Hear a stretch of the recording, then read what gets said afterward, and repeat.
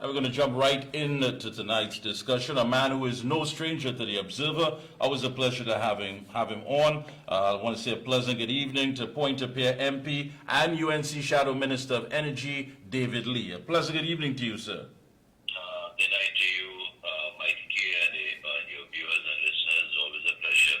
Yes, always a pleasure. To be part of your program. Thank you so much. I want to dive right into it based on some statements you made recently. I believe it was at the party's cottage meeting. And you're telling us as citizens, do not feel for one moment that, of course, what is taking place in Guyana, with Guyana and Venezuela, that this does not go beyond the dragon gas. It will call on us as a country to stand with Guyana in more than one ways than one if this escalates. Tell us, expand on that.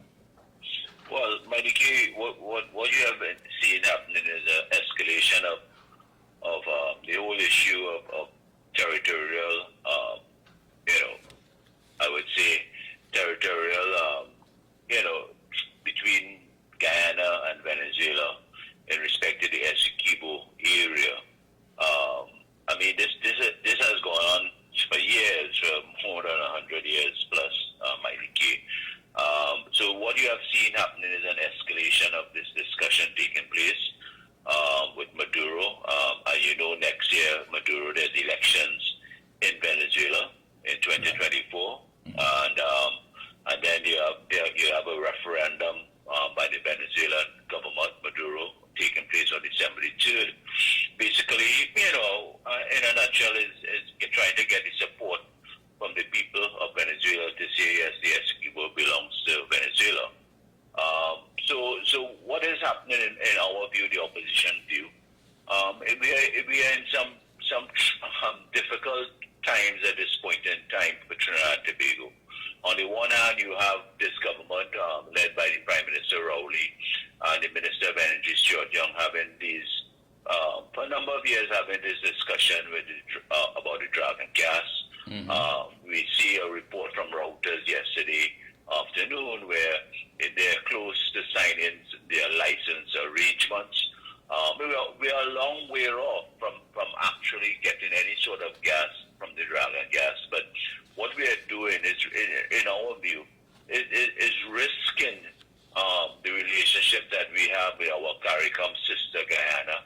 And our CARICOM brothers and sisters, they are watching us. And if you look at what is happening, we are rushing to close this deal on dragon gas with Maduro. And on the other hand, you have Maduro now escalating. I don't want to use threats, but he's escalating threats on the people of Guyana in respect to the whole Essequibo land issue. That is in international courts. It is there on the record that Maduro and his government is saying that whatever happens in international courts, we won't abide by it because they feel that the Essequibo belongs to them. We don't know if it's just semantics by Maduro, but you would remember the Venezuelan people, Maduro is a freedom fighter. That's how he got his name. That's how he became a politician on the pretense of fighting for the people of his country. Right. And, so we are in some difficult times and very sensitive times in the next few months, I would think. Yeah. But let me you have been asking some questions, and I think these are very important questions. Of course, will this government be willing to place our energy security into the hands of Maduro government if they violate our CARICOM neighbor? I mean, Venezuela has an agenda, but we as a CARICOM body, we have a responsibility to our members as well. Correct. Yeah, go ahead. We imagine after 8 years, we have reached this position where we have put all our baskets for our natural gas, our energy sector in the hands of Venezuela. We are dependent now, literally, on Venezuela throwing us a bone in respect to the dragon gas. We have, for over 100 plus years, have had our fuel security, our energy sector. We have always had, it in our hands, and we have now thrown away over the last 8 years. This government has done nothing in our country to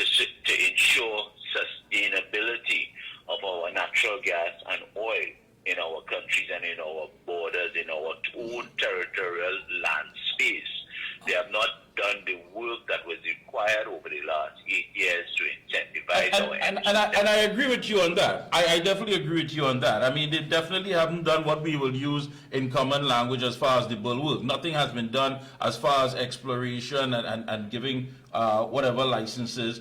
Everything seems to be banking on this pie in the sky. I mean, not just from yourself making this comment, but from others as well, other stakeholders in the industry, where in fact that you said that we cannot be naive when it comes to the dragon gas.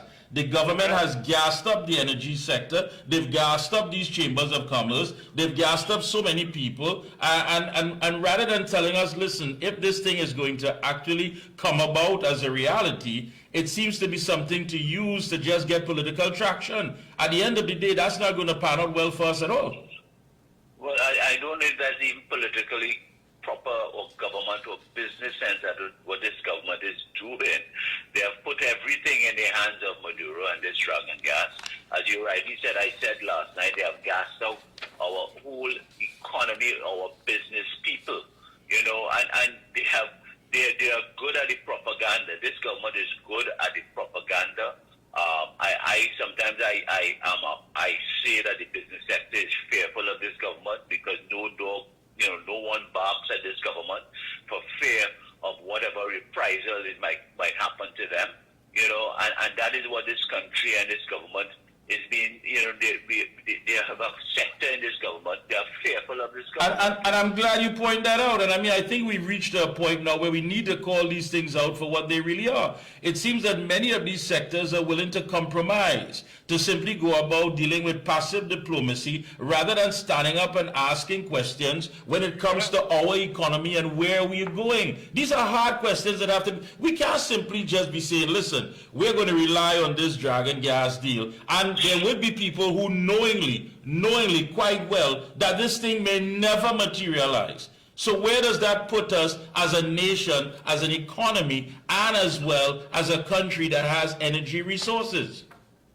Well, Mikee K, we are treading in some difficult waters for the next couple of years, unless, you know, something really pans out which will not bear any fruits, even with the dragon gas or even with the Lauren Manatee issues, you know, and the whole sensitivity of the geopolitics between Venezuela, Guyana, USA. You know, we are treading some difficult waters, and yet we see this government keep going down the area, you know, with Maduro, and you know, as a country, as a patriot, you know, I hope good sense prevails at the end of the day between Maduro, Venezuela, Guyana, and that doesn't really go anywhere, and it's just bantering on the behalf of Maduro. But we have all these reports, Mikee K, where they are ramping up airstrip in the area in Essequibo. They are ramping up the whole geopolitics on the area of Essequibo.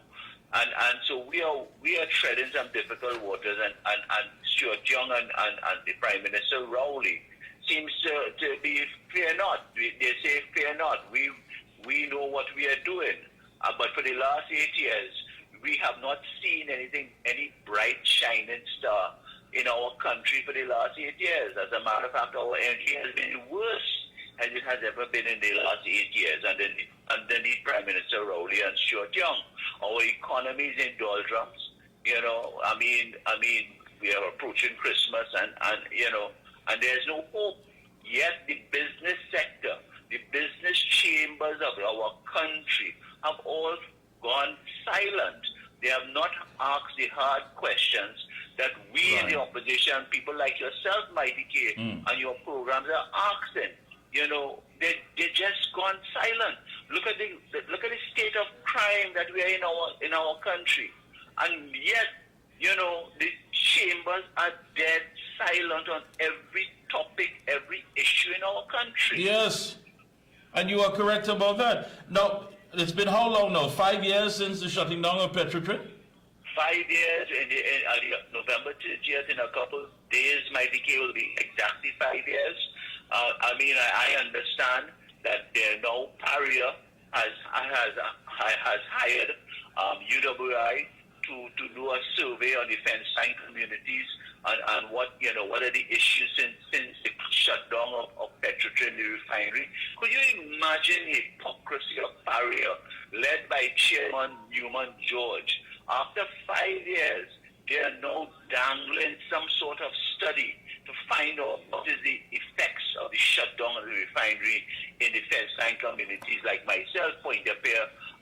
You're looking at Tabakit in the Gasparilla area. When you talk about Claxon Bay, my constituency, Batu Avenue, the whole train line, I mean, the families that have been destroyed because of the shutdown of the refinery.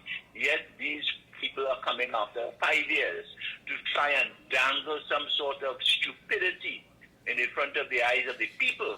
Maybe they are aware that the election is close by and they're trying to give some report to Prime Minister Rowley that what are the real issues since he shut down the refinery. Yeah, but let me ask you, Doc. Let me ask you, Mr. Lee. These as far as having an inquiry and getting a report, I mean, it's quite simple, and you're correct. If you go to these fence line communities, you can see for yourself. If you knew how it was before, how active it was before, how things were progressing. And when you look at what's taking place now, you don't need a report to tell you that. And again, it seems that many of these things are totally out of sync with this government, not understanding how many people at home from Petrotrin that are suffering, that have medical bills, who are basically trying to keep their head above water after 5 years. And yet still, it doesn't seem to ring home to this government that these communities have now been neglected. I mean, I really don't have a response to your statement because you're spot on as you always are, Mikee K. I just want to tell the Chairman Newman George and the top management, Mustaq Mohammed of Aria, all they have to do is to drive through the Point de Pierre refinery of what was the Point de Pierre estate and see the dilapidated state that is in. Now, Mikee K, last night, you know what is interesting since they shut down for the last, from December 1st, 2018 to 30th of June 2023, that period of time, this area have spent, and this government has spent over $34.6 million, has given that to Damas Company to preserve or to watch over the refinery, the scrap iron, $34.6 million. Yet we cannot get a fire tender in our fire stations throughout Trinidad and Tobago. That is criminal by this government. Yeah. They have spent over $130 million building a car park. That is what they talk about development from San Fernando.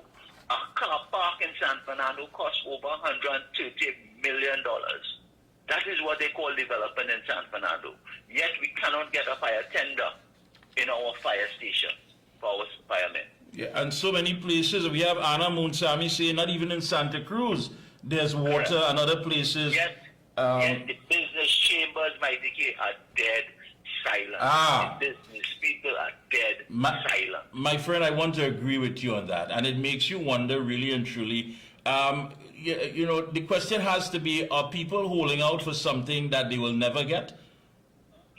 I don't know. Even the mainline media, Mikee K, if it wasn't for people like yourselves, a lot of the issues would not come to the forefront. Mainline media have not even asked the hard questions to this government. I want to agree with you there. Any closing comments? Go right ahead. Mikee K, I would say to the people, your viewers, your listeners, in the next coming weeks, we have the whole issue with the referendum being held on December 3rd in Venezuela, with the whole Essequibo issue. In the next coming days, from what our reports are, that this government should be finalizing this license deal with Maduro. We don't know how that will pan out. And we are saying, why is the government rushing? Why not wait until what happens coming out of that referendum, one way or the other, before you rush to do this thing with Maduro? Why are you going deeper in bed with Maduro? These are the kind of hard questions that the media is supposed to be asking. I agree with you, and the chambers and everyone else, because we are stakeholders at the end of the day. It's causing a domino effect. I mean, if the mere fact that this thing is going to be happening right in our backyard, and there's a deafening silence. It makes you wonder, and on top of that, we're banking on something that may never materialize. So how is that going to help out our energy sector? It makes you wonder again. But Go ahead. we are banking on something, Mikee K, this government. It's not going to happen tomorrow. Even if they sign a license tomorrow, it's not going to happen until at least 2 years away. So what happens to our economy? And these are the questions that the business people and these gurus are not asking. It's just flowery words that this government tends to use. And they fool the people, they fool the chambers, they fool everybody. And they don't fool the opposition, they don't fool people like yourselves, Mikee K. We see through that. We see through that. I want to thank you so much again for linking with us here this evening. We will, of course, be checking in with you periodically. Keep up the good work. Best of luck to you and your entire team. And the fight continues. Thank you, Mikee K, and good night to you. Thank you so much.